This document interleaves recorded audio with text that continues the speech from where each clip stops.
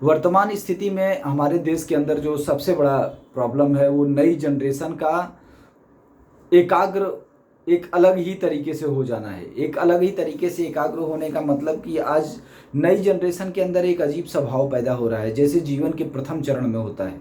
प्रथम चरण मतलब जब मनुष्य इस धरती पे आता है और उसके पास कुछ नहीं होता, वो सिर्फ अपनी शारीरिक ज़रूरतों को पूरे करने की प्राथमिकता पे ध्यान देता है। बाकी चीज़ें उसके लिए गौण होती हैं, रिश्ते नाते बाकी की बातें, वो सब चीज़ों का उसके लिए कोई वजूद नहीं होता। आज देखने को ये मिल रहा है कि जो नई जनरेशन आ रही है वो चाहे किसी प्रभाव के कारण या चाहे सोशल मीडिया पे चल रही चीज़ों के कारण, चाहे बाकी चीज़ों के घटनाक्रम के कारण, या जिस भी वजह से हो, या किसी सिस्टम से प्रभावित होने के कारण, पर उनके अंदर एक अजीब सी प्रवृत्ति आ रही है कि वो स्वयं को देखना आप पसंद कर रहे हैं, स्वयं को देखना चाह रहे हैं, सिर्फ अपने जीवन को अपने तक ही महसूस करना चाह रहे हैं। हमारे देश के अंदर ये एक बहुत बड़ी प्रॉब्लम है। बहुत बड़ी प्रॉब्लम इसलिए है क्योंकि ये देश कल्चर का है, ये देश सभ्यताओं का है। ये देश यूरोपियन कंट्री की तरह नहीं है। हमारे यहाँ परिवार का मतलब सिर्फ मियाँ बीवी और बच्चा नहीं होता। हमारे यहाँ परिवार का मतलब या व्यक्ति का मतलब सिर्फ हम अकेले नहीं होते। हो सकता है कि ये चीज़ आर्थिक माफियाओं को सूट करे, क्योंकि जिनका पैसा लगा हुआ है क्रेडिट कार्ड के फंडिंग में, बाकी के फंडिंग में, उनको ये चीज़ सूट करता होगा कि लोग एकाग्र हो जाएं और एक जगह रहें, वो रिश्तेदारी ना जा करके किसी हिल स्टेशन पे घूमने जाएं, क्योंकि वहाँ जाएंगे तो पैसा देंगे, वहाँ जाएंगे तो खर्च करेंगे, वहाँ जाएंगे तो टैक्स देंगे, घर पे जाएंगे माँ बाप के पास जाएंगे तो क्या देंगे, गाँव में जाएंगे तो क्या देंगे। तो ये देखने को जो ट्रेंड नज़र आ रहा है, जो मार्केट के अंदर ट्रेंड नज़र आ रहा है, जो नए बच्चों के अंदर उभरता हुआ ये एक मनोविकार बोल सकते हैं नज़र आ रहा है, ये आने वाली पीढ़ी के लिए और इस संस्कृति के लिए बहुत घातक है।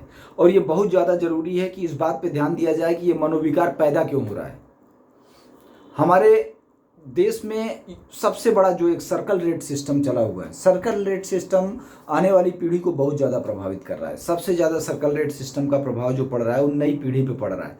आज प्रॉपर्टी का वैल्यूएशन महानगरों के अंदर इतना ज़्यादा हो गया, घर के नाम पे घर तो बचे नहीं, फ्लैट्स बचे हैं, मतलब आपके ऊपर छत नहीं है।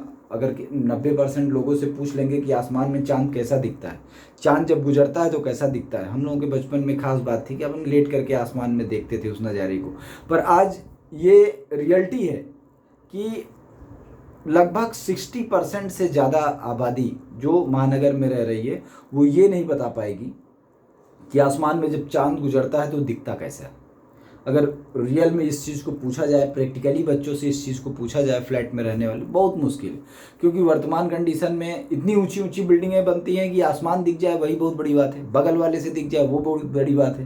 कहने के लिए आसमान चूमती हुई इमारतें हैं, पर फ्लैटों का साइज़ इतना बड़ा है कि आप मियाँ बीवी रहने में ही प्रॉब्लम होता है। आज के समाज में एक जो सबसे बड़ा प्रॉब्लम क्रिएट हुआ है, बच्चों को हॉस्टल भेज दो, माँ बाप को वृद्धाश्रम भेज दो, उसके लिए जो सबसे बड़ी वजह है, जो सबसे बड़ी मतलब इस स्थिति को जन्म देने वाला जो कारक है वो है प्रॉपर्टी का सर्कल रेट।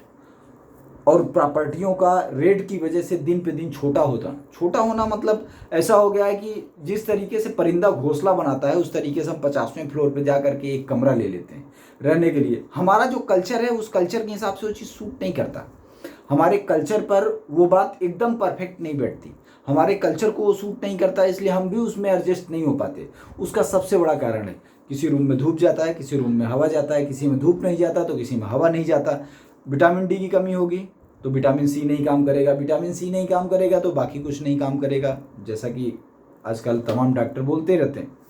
अगर वैसे भी देखें तो भी वो एक प्रॉब्लम वाली बात है। कल्चर के हिसाब से देखें तो हमारा रहन सहन ऐसा है कि हम सुबह उठते हैं, सुबह उठ करके सूर्य वंदना करते हैं, सूर्य तुलसी को जल चढ़ाते हैं। वो सारी चीज़ें तो एकदम मतलब गायब ही हो गई। गायब होना एक स्वाभाविक सी बात है। हम अपने घर में रहते हैं, घर में हमारे कुल देवता का कमरा अलग होता है, कुल देवता के कमरे में कोई खाना नहीं खाता, कुल देवता के कमरे में कोई सोता नहीं। अब स्थिति ये है कि जब पूरा कमरा ही दो है या कमरा ही एक है, कमरे के नाम पे जितना बड़ा कमरा है कि अगर एक बेड रख दो, आजकल जो बेडरूम बनते हैं उसमें अगर बेड रख दो तो कमरा ही नहीं बचता। तो उस कंडीशन में हमारी सभ्यता जीवित कैसी रहेगी। और बच्चों के अंदर ये विकार पैदा होना स्वाभाविक है।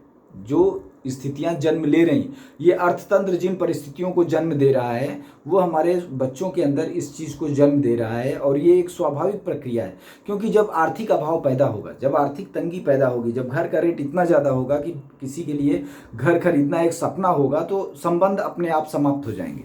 लोग अपने आप एक दूसरे से दूर हो जाएंगे। पहले किसी के घर अगर ना जाओ तो वो नाराज़ हो जाता था कि गांव में आए, घर नहीं गए तो मतलब ये बहुत बड़ा नाराज़गी का कारण हो जाता था कि मेरे दरवाजे नहीं आए, मतलब ये इसको सम्मान पे ठेस पहुंचाना समझते थे लोग। आजकल अगर आप किसी के घर चले जाओ महानगर में तो वो नाराज़ हो जाता है कि घर पे आ गए। तो ये परिस्थिति जन्म क्यों ली? क्योंकि लोग चाहते थे कोई आए, दरवाजे पे बैठे, नीम के पेड़ के नीचे बैठ के 10 मिनट दरबार करें, हाल चाल पूछें उनके गांव का, वो हमारे गांव का, परिवार का, घर का, साथ उठे बैठे दुख सुख की बातें करें। पर आजकल तो एकदम स्थिति ही अलग है। अगर वो आपके घर पे आ गया तो आप अपने बीवी बच्चों के साथ कहाँ बैठेंगे, आपका परिवार कहाँ बैठेगा?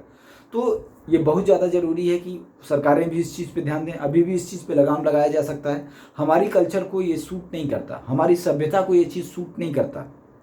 हमारी सभ्यता को किसी भी एंगल से अगर हम सुरक्षित रखना चाहते हैं तो हमको इस अर्थतंत्र के जाल से निकलना पड़ेगा। ये जाल हमको बहुत बुरी तरीके से घेर रहा है और ये बहुत ज़्यादा ज़रूरी है कि समय रहते हम इससे बाहर आ जाएं।